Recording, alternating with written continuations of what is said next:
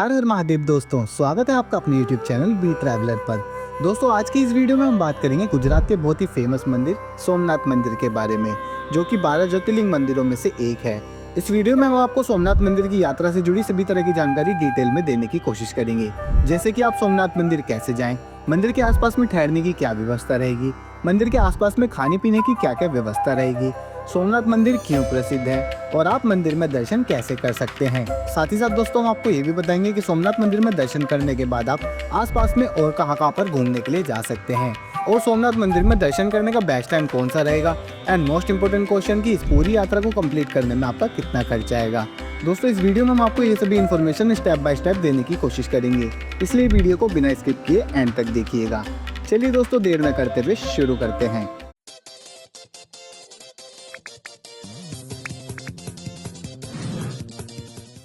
सोमनाथ मंदिर भारत के गुजरात राज्य में स्थित है और ये भगवान शिव के 12 ज्योतिर्लिंग मंदिरों में से पहला माना जाता है।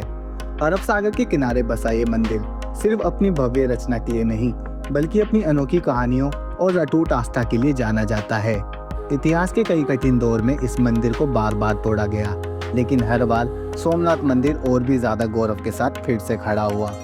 जैसे ये कह रहा हो कि भक्ति को कभी मिटाया नहीं जा सकता।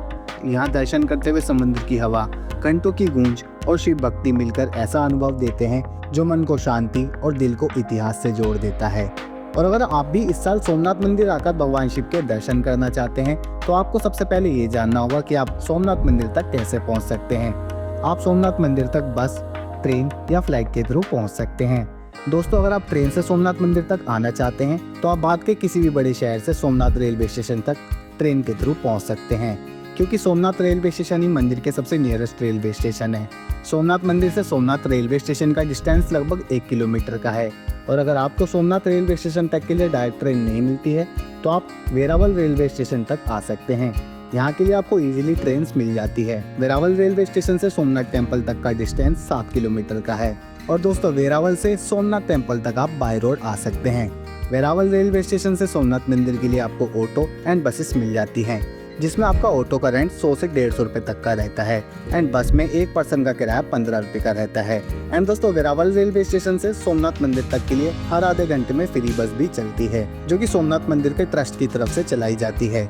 इन बसेस की सेवा निःशुल्क रहती है। एंड दोस्तों अगर आप फ्लाइट के थ्रू सोमनाथ मंदिर तक पहुँचना चाहते हैं, तो आप केशोद एयरपोर्ट तक बाय फ्लाइट आ सकते हैं। केशोद एयरपोर्ट से सोमनाथ मंदिर का डिस्टेंस लगभग 55 किलोमीटर तक का रहता है। अगर आपको केशोद एयरपोर्ट तक के लिए डायरेक्ट फ्लाइट नहीं मिलती है, तो आपके पास दूसरा ऑप्शन है, आप दीव एयरपोर्ट या फिर राजकोट एयरपोर्ट तक के लिए फ्लाइट से आ सकते हैं। एंड दोस्तों इन सभी एयरपोर्ट से आपको सोमनाथ मंदिर तक के लिए इजीली टैक्सी या बसेस मिल जाती हैं, जो कि आपको आसानी से सोमनाथ मंदिर तक ड्रॉप कर देती हैं। एंड दोस्तों अगर आप बस के थ्रू सोमनाथ मंदिर तक आना चाहते हैं, तो आप राजकोट या फिर अहमदाबाद से बस के थ्रू आ सकते हैं। एंड दोस्तों अगर आप अपने पर्सनल व्हीकल से या फिर अपनी गाड़ी से आना चाहते हैं, तो आप वेरावल होते हुए सोमनाथ मंदिर तक आराम से पहुंच सकते हैं। तो चलिए दोस्तों अब आप सोमनाथ मंदिर तक पहुंच जाएंगे, तो अब बात कर लेते हैं कि आप मंदिर के आसपास में कहां और कितने बजट में ठहरने की व्यवस्था कर सकते हैं। दोस्तों सोमनाथ मंदिर के आसपास में आपको स्टे करने के लिए 3 ऑप्शन मिलते हैं। आप धर्मशाला में स्टे कर सकते हैं, जिसमें आपको 200 रुपये से 400 रुपये तक में रूम्स मिल जाते हैं, या फिर आप प्राइवेट होटल में स्टे कर सकते हैं, जो कि आपको सोमनाथ मंदिर के आसपास में ही मिल जाते हैं। एंड ये होटल्स आपको यहाँ पर 1000 से 1500 रुपये तक में मिल जाएंगे, और आपको यहाँ पर इससे भी सस्ते में भी होटल्स मिल जाते हैं। आप अपने बजट एंड सुविधा के हिसाब से इन होटल में स्टे कर सकते हैं। एंड दोस्तों आपके पास स्टे करने के लिए एक और ऑप्शन है, आप सोमनाथ मंदिर ट्रस्ट की तरफ से चलाए जा रहे अतिथि गृह में भी ठहर सकते हैं, जिसमें आपको नॉन AC रूम 750 रुपये से लेकर 1000 रुपये तक में मिल जाते हैं। एंड AC रूम्स आपको यहाँ पर 1300 रुपये से 2500 रुपये तक में मिल जाएंगे, जिसमें आपकी अलग अलग फैसिलिटीज़ के साथ ये रूम्स होते हैं।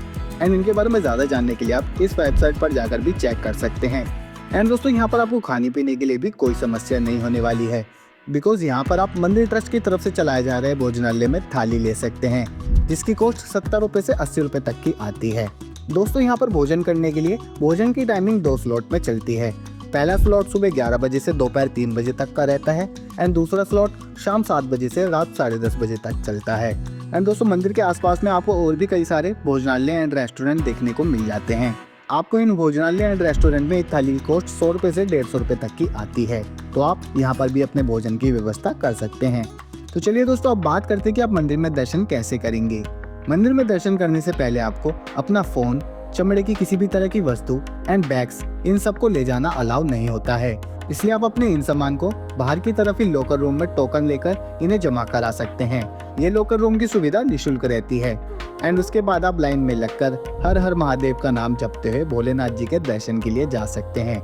मंदिर के अंदर गर्भगृह में आपको सोने की चादर पर ज्योतिर्लिंग देखने को मिलेगी, जिनके आप अच्छे से दर्शन कर सकते हैं।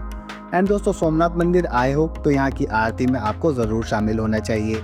आरती की टाइमिंग की बात करें तो ये आरती यहाँ पर 3 टाइम होती है, जो कि सुबह 7 बजे, दोपहर 12 बजे एंड शाम को 7 बजे होती है। आप अपने टाइमिंग के हिसाब से किसी भी आरती में शामिल हो सकते हैं। दोस्तों यकीन मानिएगा, ये काफ़ी अच्छा एक्सपीरियंस रहता है।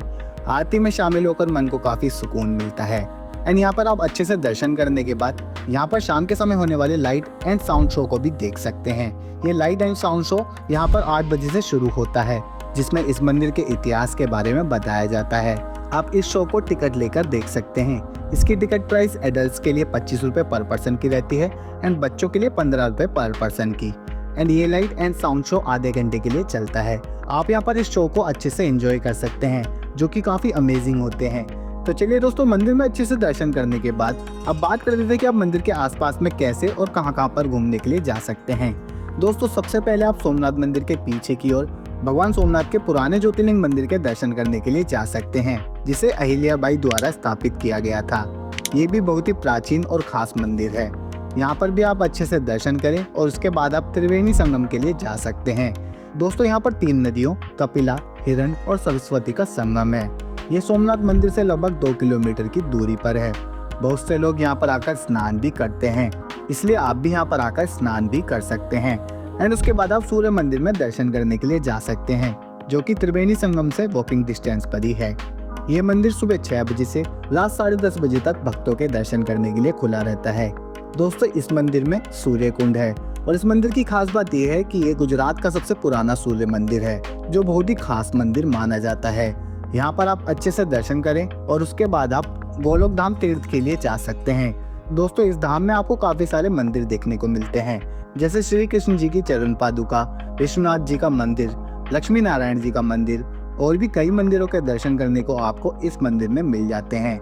यहाँ पर आप अच्छे से दर्शन करें और फिर आप नेक्स्ट जगह बालिका तीर्थ के लिए भी जा सकते हैं। दोस्तों कहते हैं कि इसी जगह पर भगवान श्री कृष्ण जी पर एक शिकारी ने हिरण समझकर तीर चला दिया था।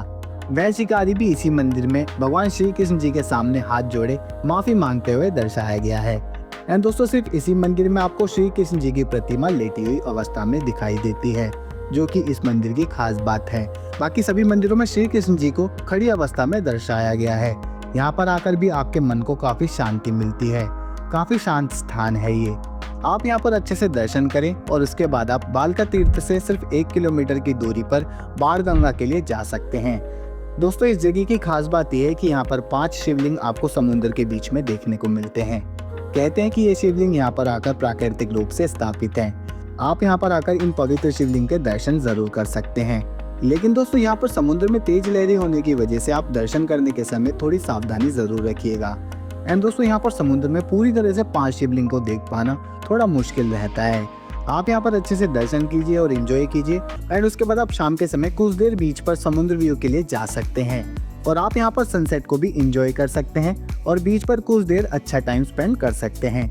काफी अच्छा लगता है कुछ देर यहाँ पर बैठना और समुद्र के अमेजिंग नज़ारों को एंजॉय करना।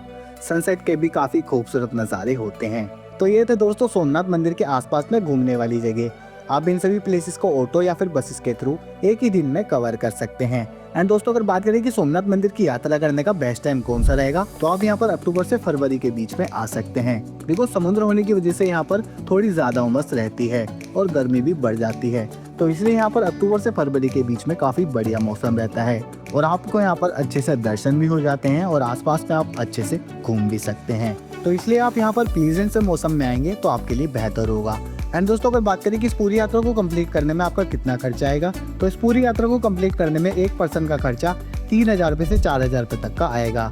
एंड दोस्तों इस खर्चे में मैंने आपके सिर्फ सोमनाथ मंदिर पहुंचने के बाद के खर्चे को इंक्लूड किया है और आप इस यात्रा को 1 से 2 दिन में ही आराम से कंप्लीट कर लेंगे। तो दोस्तों ये थी सोमनाथ मंदिर की यात्रा से जुड़ी सभी तरह की इन्फॉर्मेशन। आई होप आपको मेरी इस वीडियो से सोमनाथ यात्रा से जुड़ी सभी तरह की इन्फॉर्मेशन डिटेल में मिली होगी। अगर फिर भी कोई क्वेश्चन मुझसे छूट गया है तो आप हमें कमेंट करके पूछ सकते हैं, या फिर आप हमें फेसबुक या इंस्टाग्राम पर मैसेज करके भी पूछ सकते हैं। हम वहाँ पर भी आपको इसी तरह की इन्फॉर्मेशन डिटेल में देते रहते हैं। आई होप आपको मेरी ये वीडियो पसंद आई हो। अगर आपको मेरी ये वीडियो पसंद आई तो वीडियो को लाइक करें और अपने दोस्तों और परिवार के साथ वीडियो को ज़्यादा से ज़्यादा शेयर करें।